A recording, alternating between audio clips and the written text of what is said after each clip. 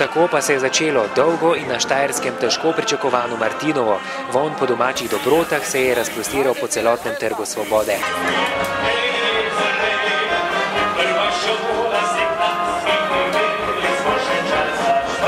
Domače zelje, klobase, narezki, sendviči, bograč in vedno odlično domače vino je obiskovalcem dobro teknilo. Dober vinček, predvsem mi pijemo muškat, ne bom delala svita reklamo, mi pijemo rumeni muškat mak. Mene malce boli, ko gledam, Ljubljana, mesto vina in trte. Za ljubi, odkot pa Ljubljani vino. In Ljubljana je tudi imela v soboto že martinovanje, dobro obiskano, ampak Štajerci se ne damo. Nikoli ne pretiravam do ene meje, ker vino treba ceniti.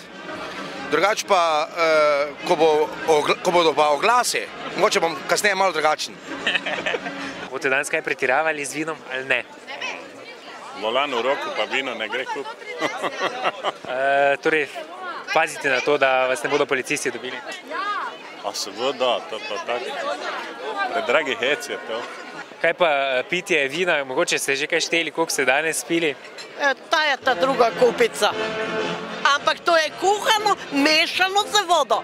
Z obiskom so bili gostinci izredno zadovoljni. Na Trgu Svobode jih je letos 35, od tega jih približno 24 svoje izdelke prideluje doma. Najraje iščejo meso iz Tunke, domače krajinske, za seka gre izredno, cvirki grejo, domača gibanica, kratka mala, tudi kruh iz krušne peči je enkraten.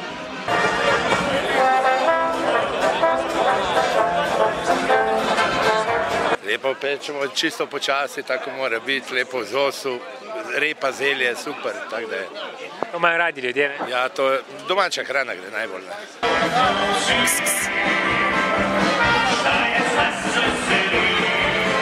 Katero pa je najbolj gre, za katero se najbolj zanimajo? Od vina kot takšnega in pa tudi kuhano vino je kar zanimivo. Čeprav še niso tako nizke temperature? Ne, ampak je kar kuhano vino je tisto nekako ljudem, ženskam sploh všeč, ker je pač malo slajše, ne? Na Trgu Svobode se bodo do 22. ure zvečer zvrstile tudi številne glasbene skupine. Pred mariborsko publiko bodo tako nastopili Štajerskih 7, Neuwirtovi Štajerci in Viničarji.